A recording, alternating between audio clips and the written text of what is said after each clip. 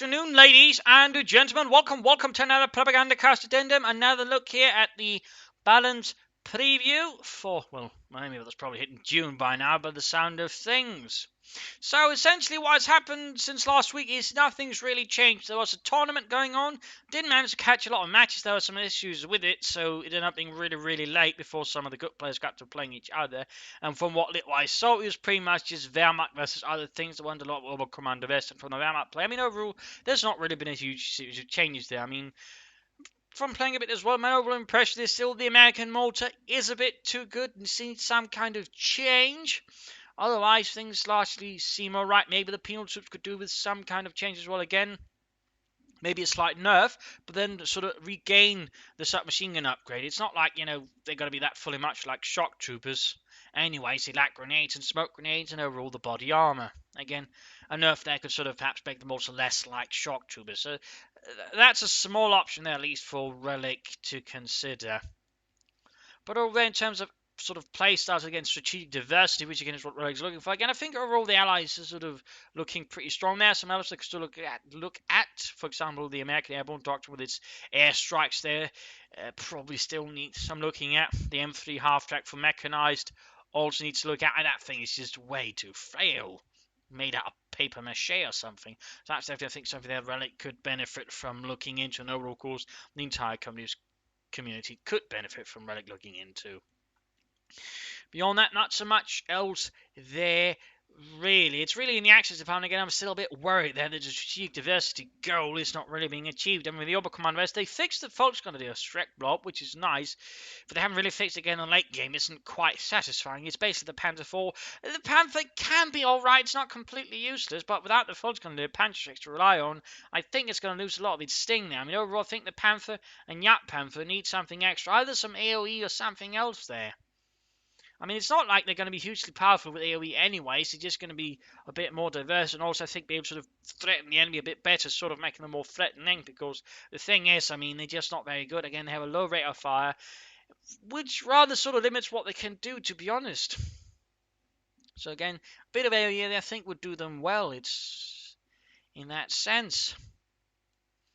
In particular, considering again, for example, how the Wehrmacht Panther is really expensive. The Jagd Panther is a bit, I mean, on the cheap side, but even with AoE, it's getting slow, not huge rate of fires. It's not like it's going to devastate infantry and just support other infantry, and they will have a bit more punch. So I think that was something that Relic would benefit from looking into.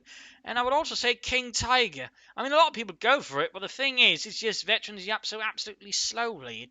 I'd say that needs to be looked into as well. And also looking into that spearhead ability. I've just apparently recently learned, well, not apparently learned, but I learned that apparently it actually gives suppression. And here's the thought then, why not make that a Veterans 1 ability, replace the Veterans 3 with something else instead, something, that perhaps fits a bit more like aim shot or some new ability. But then there's also another thought, why not do that with a Tiger tank as well, remove its blitz and replace it with, spearhead, maybe also the Panther. I mean, if it gives, suppression and some other sort of benefits there, but then that arc of fire then is sort of limited too. I mean, that would be, pretty handy and sort of also give the Wehrmacht something a bit there towards it. I mean, that would be, good, I think. And also make them a bit more unique their way. And again, also make the Panther 4 stand out more with the Blitzkrieg and so on there. So I think that would be something worth looking into, really, there as well. And again, with a balanced preview, I mean, the worst that's going to happen is, it turns out bad and they can easily revert it without too huge an impact. So I'd say that's also worth looking into there as well. I'm certainly also a bit worried there for the Wehrmacht early game, but again, they're sort of looking into the mortar a bit there, the penal troops a bit there. It shouldn't be too catastrophically bad anyways. Of course, they must do something. Again, Wehrmacht Tier 2, I would say, is the place to look at. Again, the bit half-track a bit there. I think within that lies the key, or maybe the Pioneers for the Wehrmacht, give them some kind of Tier 2 upgrade, perhaps. Something similar to what the Pioneers had, with an assault kit. That's an option as well. Let's look into some of the veterans abilities of the Wehrmacht. I mean, a lot of them is the same medic kits. I mean, again, if you look to Mirage Club, which again, Relic initially looked to, again, there's grenades, marked targets, all things that they could add more utility to the soldiers of the Reich. And for the Oberkommando West, well, buff the flak half-track, just buff it. And a part of me would say, change the infrared half-track into a 250 half-track, but then with an infrared upgrade. That way the Orbital Command Vessels have something a bit more aggressively mechanized with. In fact, they're the only one again that doesn't have any half-tracks available via doctrine or anything else. That could probably do with being looked into as well. Might give the Orbital Commander Vessel some bit more utility and aggression in some senses, I think. So, also something there to consider. But overall, again, for the Allies, the thing is looking good. It's just the Axis, again, the Axis part of the strategic diversity equation that needs to be looked at. And some of the more outlying units, I think, that rather needs that work.